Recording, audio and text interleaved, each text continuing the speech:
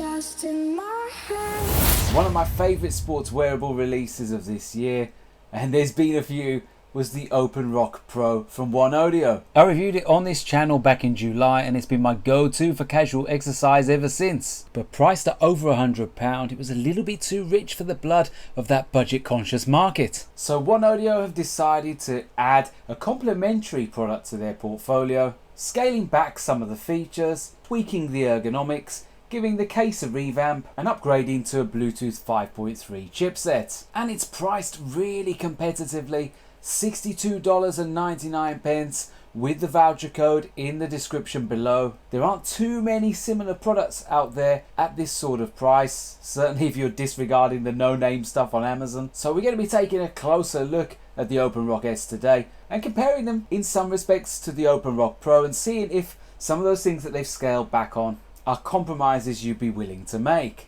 The unboxing experience isn't one of them. It's consistently a rather premium feeling affair with OneOdio. The front of the box leaves you under no illusions. This is an open ear air conduction headphone. It's designed for people who are active and like sports. Maybe they spend a lot of time running and cycling and need the feature set of their earbuds to reflect that. And OneOdio reminds you of these parameters on the back, including large 16.2mm dynamic drivers with enhanced bass and a Bluetooth 5.3 chipset for enhanced stability. Inside the box you've got a user manual in English, Japanese, French, German, Spanish, Italian, Portuguese, Polish, Russian and Chinese. You've also got a quick user guide with big visuals that's quite useful, as it outlines how to adjust the buds. And also in the box there's a very basic USB A to C charge cable for the case. Now the charge case for open ear style earbuds is always a bit of a conundrum for the manufacturers. Due to the size and shape of open earbuds, there's no easy way of concealing them in a case, certainly in a way that makes it vaguely portable. The case for the OpenRock S looks a little bit like a sunglasses case, and it's similarly sized too, measuring 143.5mm by 30mm by 56.8mm and weighing around 135 grams fully loaded. It's a bit of a beast, but its slimline profile means that you might be able to fit it in maybe your trouser pocket or your jacket pocket, but I probably wouldn't recommend it. It does have quite a bit of heft to it, and it certainly feels more premium than some of the budget cases which I've tested over the course of 2023. I do have one minor quibble about the design though. When you open it up, the lid becomes a little bit too heavy and the case kind of topples around and wobbles on the desk, making it a bit awkward to get the buds out. On the inside you can see a bit of thought has gone into the design though. That space in the middle there does reflect the case's adaptability in that it allows you some wiggle room to adjust the buds to suit your own preferred ergonomics without the need to set them back to the default position just to squeeze them back into the case. The case is charged via USB-C only at the rear. There's no wireless charging, and you've got a small LED strip at the front. It's set into 4 quarters, and each of those quarters represents a quarter of the remaining charge in the case. And since you get 2 additional charges, it's quite straightforward to work out how many hours each of those quarters corresponds to. Unlike some cases where you're going to have to get the calculator out to work out how long you've got left. Onto the design and ergonomics, and for me, I think that the OpenRock S certainly a little bit more attractive than the Pro. They're ever so slightly bulkier, measuring 4mm wider than the Pro at 61mm, but they weigh the same, 12.8 grams. It's pretty much all plastic and a soft rubberized area around the bit that you can adjust. I wasn't mad keen on that silver bit on the Pro, which looks a little bit cheap. This time OneOdio have gone from a monochrome look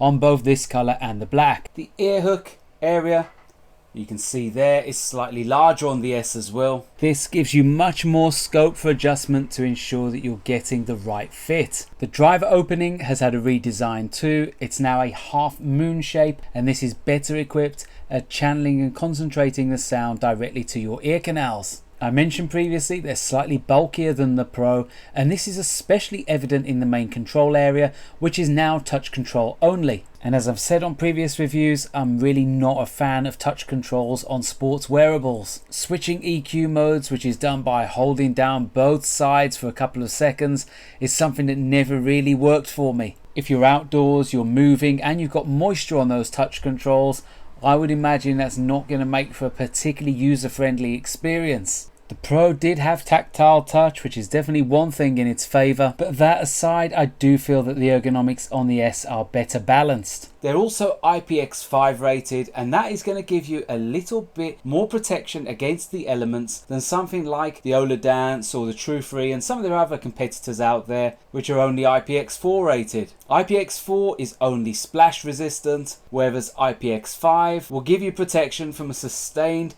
low pressure water jet spray. That means more in the lab than in the real world, but even so, if you're going out for long runs, say half marathons, marathons, or long bike rides where you're going to be exposed to the elements for prolonged periods of time, you're going to have more peace of mind with the OpenRock S. The most important thing for earbuds of this type is that they're comfortable and stable. When you're doing exercises, shaking your head around quite a bit, you don't want the earbuds flying off. I tested them out in all of the usual active scenarios, such as in the gym doing HIIT training where they stood up to the task well. They're great for weights as well, much better than the style that have a band at the back, which don't translate well to bench and floor exercises. They were good for running as well. You don't get that bounce back from the wind like you get with some sports buds like the Soundpeats Wings 2 for example. And they were fine for cycling, wearing underneath the helmet despite their slightly bulky frame. I don't really wear sunglasses for cycling as I cycle at night mostly, but they fit over the top of your sunglass frame quite well. So it's full marks really in terms of the ergonomics, except for those touch controls. And on the subject of touch controls, you don't get any control over volume either. That could be a source of further frustration if things get really noisy when you're out for a run or a bike ride and you're not able to control it without getting your phone out. Now we move on to the audio and sound signature. And first let's talk about the hardware. You're getting a 16.2mm dynamic driver which incorporates OneAudio's tube-based technology. And this technology really shone through on the OpenRock Pro, which was one of the best performers or strongest performers in the bass department. Gave you quite a thumping lower frequency, certainly by air conduction headphone standards anyway. The S, like the Pro, supports the AAC and SBC codecs. And this time around they've incorporated a dynamic audio algorithm which is designed to adjust the lower frequencies and the trebles depending on your scene. I didn't really notice too much difference, although I think that's the idea, because you don't want to suddenly hear the bass changing when you don't want it to. It's designed to be a minor tweak to optimize audio quality. When we look at the graphs, you can see that this time around the sound has obviously been tweaked. You've got a little bit more power in the sub bass, but the mid bass has been trimmed back quite a bit. OneAudio have focused the emphasis on clearer vocals and the perception of a wider, more open soundstage. The tone is a little colder than the Pro, and in the lower frequencies that is apparent notably on rock and R&B, genres where you'll tend to notice that mid-bass power. On the S, everything's a little bit cooler and there's a bit less energy to your drums and bass guitars. The bass certainly isn't absent altogether, but it's much more tightly controlled than on the Pro. Bass element to drums on house and techno is fast but lean, and that scaled back mid-bass opens up the upper mids a little bit more. So vocals, pianos and brass instruments have more presence and come to the fore more than bass lines and drums. In the trebles, the S are smoother than the OpenRock Pro. There's less stridence to synths and cymbals. And whilst the OpenRock Pro never sounded fatiguing as such, the S have managed to bring vocals and instruments forward and outwards and give them a bit more presence without sharpening them to the point of shrill. I wouldn't say the S sound better or worse than the Pro necessarily. Now, if you prefer a warmer, bassier sound, then you'll probably favour the Pro. But if bass isn't as important to you and you like a cleaner, leaner sound with more clarity to instruments and vocals and a bit more of a musical element to them, then you'll probably favour the S. There's no discernible difference in the resolution. It's purely down to your preference in terms of the tuning really. Do remember to rein in your expectations. The sound on open earbuds is very different to the immersive experience that you get on IEMs or TWS. There is a second EQ mode, relaxed, which is activated by holding down each of the buds for a couple of seconds. As you saw in the touch control section, I had problems activating this, but I did manage to get it working a couple of times.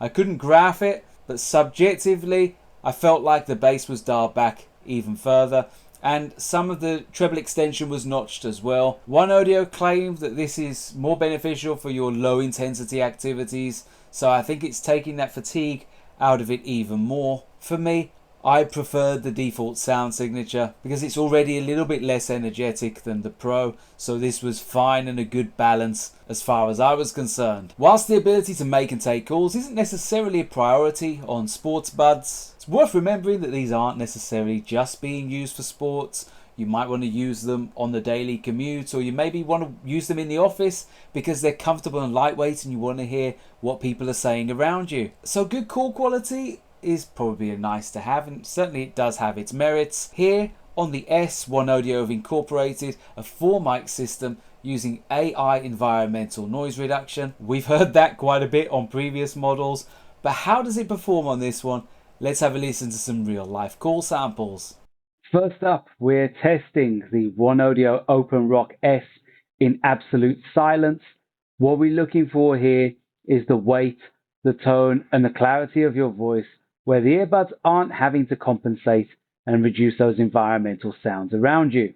And this time we're testing the OneOdio OpenRock S in a reasonably busy indoor environment. I'm in a coffee shop, although things have quietened down a little bit. You've still got quite a bit of ambient noise. We've got people chatting nearby. We've got the sounds of the baristas and other typical kinds of sounds.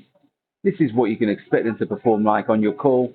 If you're maybe in a corridor, college corridor, school corridor, working in an office and you're making a call while you're walking through the office, example, you get the idea. This is how you can expect the OneOdio OpenRock S to perform. And we're testing the call quality on the OneOdio OpenRock S. I'm in a similar place to where I've recorded pretty much all my call samples, including the OpenRock Pro. I'm in a reasonably busy city here in the UK. I'm right by a roundabout. It's a weekend. Got kind of a mixture of a little bit of wind noise coming through, although not a great deal. You've got the sound of different vehicles coming by. There's a little bit of rain now as well. So this is kind of trying to replicate what it would be like if you were making or taking a call on this model on your daily commute. Maybe you're walking to school, to work, to college, to the train station, something like that, and you're fighting to make your voice heard over and above vehicles, road noises, etc. So I was impressed with the call quality. I think they perform pretty well at balancing out your voice and the noise around you. It definitely subdues that environmental sound, and your voice doesn't digitize and it doesn't lose weight or tone. So a pretty good performance here. Connectivity is Bluetooth 5.3, and I found it to be rock solid in all the different environments that I used it. The only disappointment in terms of features is the OneOdio still doesn't have a dedicated app. It would have been nice to have that, to be able to toggle the different EQ modes and maybe add a custom EQ in there. Maybe change the touch controls as well and bring volume control in there. Hopefully this is something that they can add in the future. And battery life is the star of the show on the S. Again, it's an advertised 19 hours, and again, I wasn't far short of that. I had to run the tests over a course of several days just to get to the point where the battery died on me. And it was a bit of a heart-in-mouth moment, frantically rushing around trying to find a pen to scribble down the exact number of hours and minutes that we got to. But it was around 17 hours and 45 minutes, something like that. So really impressive, especially when you consider I had to take a few calls in that time, and also had the volume up quite high when I was out and about testing on the bike and out for a run. The quick charge feature is really handy as well. You're getting an extra hour's worth of playtime from just 5 minutes juice. And the total charge time of 90 minutes is excellent. You're getting an additional 2 recharges, as I mentioned previously. So that's not far short of the 60 hours advertised, which is pretty much market leading for buds of this ilk. I see the OpenRock S as one of those sets that you can take on weekends, camping, and you don't have access to a power adapter, so you're probably not going to be able to recharge a case, and if you can, then it'll be plugged in the car or something like that, where that 5 minutes quick charge is going to be beneficial to just top you up a little bit. So that battery performance, especially at the price, is definitely really welcome. So to summarize, I think OneOdio have done a great job here